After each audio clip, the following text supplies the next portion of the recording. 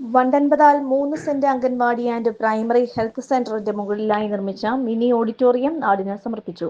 അംഗൻവാടിയിൽ നടന്ന ഉദ്ഘാടന സമ്മേളനത്തിൽ വാർഡ് മെമ്പർ ഫൈസൽ മോൻ അധ്യക്ഷത വഹിച്ചു.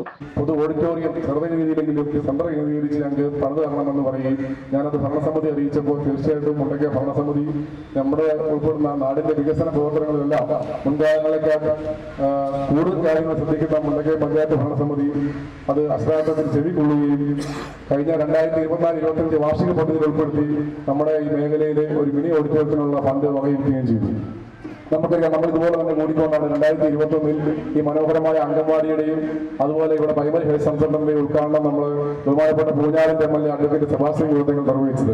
അതിന്റെ മുകൾ വശത്ത് തന്നെയാണ് നമ്മളിപ്പോൾ ഈ ഓഡിറ്റോറിയം പണിതിരിച്ചിരിക്കുന്നത്. നമ്മളെ സംബന്ധിച്ചിടത്തോളം ഒരു 100-150 പേർക്ക് ഇരുന്ന് നല്ല രീതിയിൽ യോഗം കൂടുന്നതിന് വേണ്ടി ഉള്ള ഒരു ജനങ്ങൾക്ക് വളരെയധികം ഉപകാരപ്പെടുമെന്നുള്ള കാര്യത്തിൽ യാതൊരു സംശയവുമില്ല.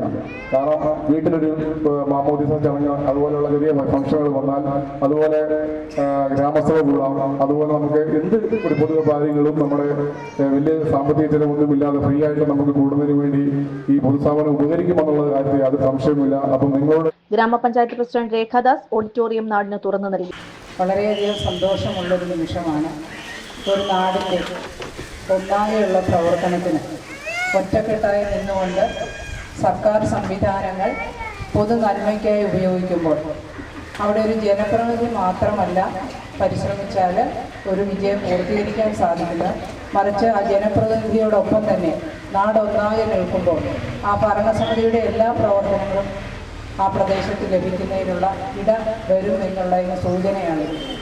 മുണ്ടക്കയ ഗ്രാമപഞ്ചായത്തിൻ്റെ ഭരണസമിതി അധികാരമേറ്റതിന് ശേഷം നമ്മൾ പൊതുവായി അഭിമുഖീകരിച്ച വിവിധങ്ങളായിട്ടുള്ള ദുരിതങ്ങളുണ്ട്. അതിൽ പ്രത്യേകിച്ച് കോവിഡിൻ്റെ ഒരു പ്രതിസന്ധി, അതിനുശേഷം വന്ന പ്രളയം, ഇത് രണ്ടും നമ്മുടെ നാടിനെ ഒന്നാകെ ഇളക്കി മറിച്ചപ്പോൾ ഈ നാട് ഒന്നിച്ചു നിന്നുകൊണ്ട്, ജനങ്ങളെല്ലാവരും ഒന്നിച്ചു നിന്നുകൊണ്ട് സർക്കാർ സംവിധാനങ്ങളെ ഓരോ വീടുകളിലും എത്തിക്കുന്നതിന്, ആ ഓരോ വീട്ടിലെ അംഗങ്ങളുടെ ആരോഗ്യം, അവരുടെ ആഹാരം, അവരുടെ സാമ്പത്തികപരമായിട്ടുള്ള നിലവാരം, അതോടൊപ്പം തന്നെ വിദ്യാർത്ഥികളുടെ പഠനം, ഇതിനെല്ലാം നാട് ഒന്നിച്ചു നിർത്തുവാനായിട്ട് സാധിച്ചിട്ടുണ്ട്.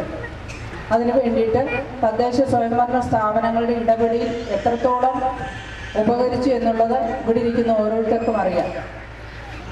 ഈ വാർഡിൽ 8ാം വാർഡിൽ പ്രത്യേകിച്ച് ഇവിടെ ഡിസീസ് സങ്കേതങ്ങളുള്ളതാണ്.